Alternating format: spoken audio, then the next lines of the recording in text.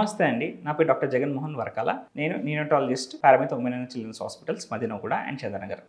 పిల్లల్లో అంటే నెలలు నిండకుండా పుట్టిన పిల్లల్ని ప్రీమెచ్యూర్ బేబీస్ అంటారు. ఇలా నెలలు నిండకుండా పుట్టిన నవజాత శిశువులలో కామన్గా ముఖ్యంగా మనం చూసే ప్రాబ్లమ్స్ శ్వాస తీసుకోవడంలో ఇబ్బంది, రెస్పిరేటరీ డిస్ట్రెస్ అంటారు, రెస్పిరేటరీ డిస్ట్రెస్ సిండ్రోమ్ ఆర్డిఎస్ దీని నామన్క్లేచర్. ఆర్డిఎస్ అనగా తల్లి కడుపులో ఉన్నప్పుడు ఊపిరితిత్తులు అనేవి క్రమ ప్రకారంగా డెవలప్ అవుతూ ఉంటాయి. కానీ ప్రీమెచ్యూర్ బేబీస్లో అది డెవలప్మెంట్ అనేది ఒక స్టేజ్లో ఉన్నప్పుడే బేబీస్ బయటకు వచ్చినప్పుడు వాళ్ళు కృత్రిమంగా శ్వాస కడుపులో ఉన్నప్పుడు శ్వాస అనేది తల్లి పేగు ద్వారా ఆక్సిజన్ అనేది బేబీకి రీచ్ అయ్యి అది లంగ్స్ నుంచి బైపాస్ అయ్యి హార్ట్ త్రూ డీఆక్సిజనేటెడ్ బ్లడ్ మళ్ళీ తల్లికి వెళ్తుంది. కానీ అలాంటి బేబీస్ డెలివరీ అయినప్పుడు అంబ్లికల్ కార్డ్ కట్ చేయాల్సి ఉంటుంది కాబట్టి అప్పుడు వాళ్ళు బయట మనకు దొరికే మన అట్మాస్ఫిరిక్ ఆక్సిజన్ తీసుకోవాల్సి ఉంటుంది. అలా ఆ లంగ్స్ సరైన స్టేజ్లో డెవలప్మెంట్ ఉండవు కాబట్టి దాన్ని ఆర్డిఎస్ అంటారు. అంటే లంగ్స్ అనేటివి మనకి ఒక ట్రకియా పైనుంచి ఒక పైప్ వచ్చి అక్కడ నుంచి అలువులే అంటే చిన్న చిన్న బెలూన్స్ లాంటివి అవి క్రమ పద్ధతిలో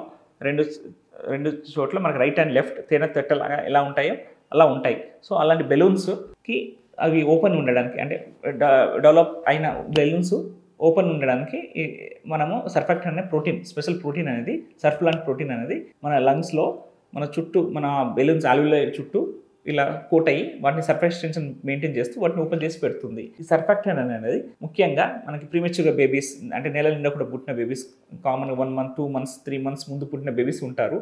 అలాంటి బేబీస్కి సర్ఫాక్టెంట్ అనేది డెఫిషియెంట్గా ఉంటుంది. అంటే సర్ఫాక్టెంట్ ప్రొడక్షన్ 25 వారాలకి అంటే 6 నెలల తర్వాత స్టార్ట్ అవుతుంది. సో ఆ తర్వాత పుట్టిన బేబీస్కి ఫుల్ ఫ్లెజ్గా సర్ఫాక్టెంట్ ఉండదు కాబట్టి ఆ బేబీస్ లంగ్స్ అనేవి ఆల్వియోలై అనేవి ప్రీమెచ్యూర్గా క్లోజ్ అవుతూ ఉంటాయి.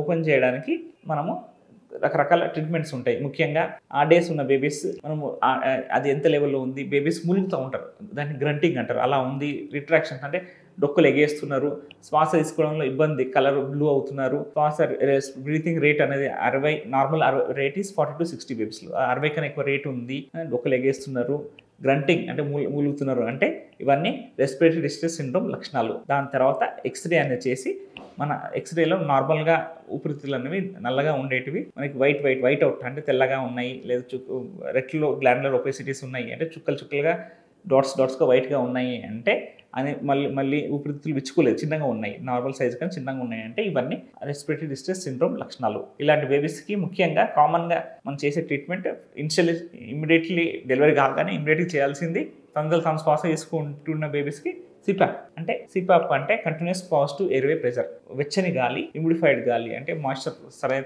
మాయిశ్చర్ ఉన్న గాలి ఒక ప్రెషర్ ద్వారా ఒక బబుల్ ఆర్ వెంటిలేటర్ ద్వారా బేబీ ఊపిరితిత్తులకి మనం పాస్ చేస్తూ ఉంటాము. ఆ గాలి అనేది ప్రెజర్తో వెళ్ళిన గాలి ఆ ఉన్న క్లోజ్ అయిన ఆల్వియోలైని ఓపెన్ చేస్తూ ఉంటుంది. అంటే మనకు అందుబాటులో ఉన్న ఎవిడెన్స్ ప్రకారం సిపాప్ అనేది ఎర్లీ సిపాప్ అంటే ఇలాంటి బేబీస్ పుట్టిన babies as soon as possible ఎంతసేపు వీలైతే అంత త్వరగా సిపాప్ స్టార్ట్ చేస్తే ఇలాంటి బేబీస్ త్వరగా రికవర్ అయ్యే అవకాశం ఉంటుంది. కొంతమంది బేబీస్ సిపాప్తో పాటు ఆక్సిజన్ రిక్వైర్మెంట్ కూడా ఎక్కువ పెరిగిపోయింది అంటే 30% కన్నా ఆక్సిజన్ రిక్వైర్మెంట్ పెరిగిందంటే మన European consensus of respiratory distress syndrome ప్రకారం ప్రీమెచ్యూర్ బేబీస్కి సర్ఫాక్టెంట్ అనే ప్రోటీన్ ఒకటి ఇస్తూ ఉంటారు. ఊపిరితిత్తుల్లోకి సర్ఫ్లాంట్ ప్రోటీన్ ఇంతకుముందు మనం డెఫిషిట్ అనుకున్న ప్రోటీన్ని మనది ఊపిరితిత్తులకి మనం పంపిస్తే ఆ ఊపిరితిత్తులని ఆల్వియోలైని ఓపెన్ చేసి మనకి ఇంప్రూవ్మెంట్ చేసే అవకాశం ఉంటుంది. సర్ఫాక్టెంట్ ప్రోటీన్ ఒకటి. దానికి వేసే వేస్ కూడా రకరకాలుగా ఉంటాయి.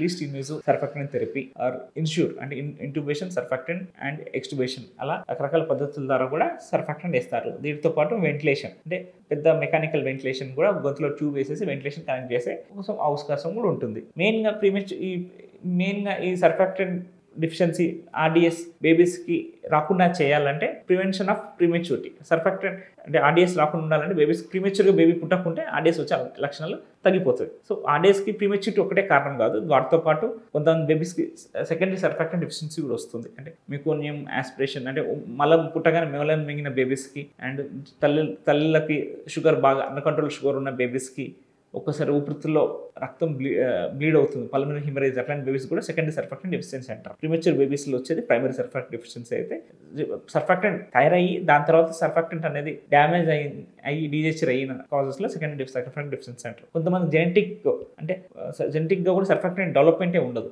అది కూడా ఒక మూడో రకమైన సర్ఫాక్టెంట్ డెఫిషియన్సీ.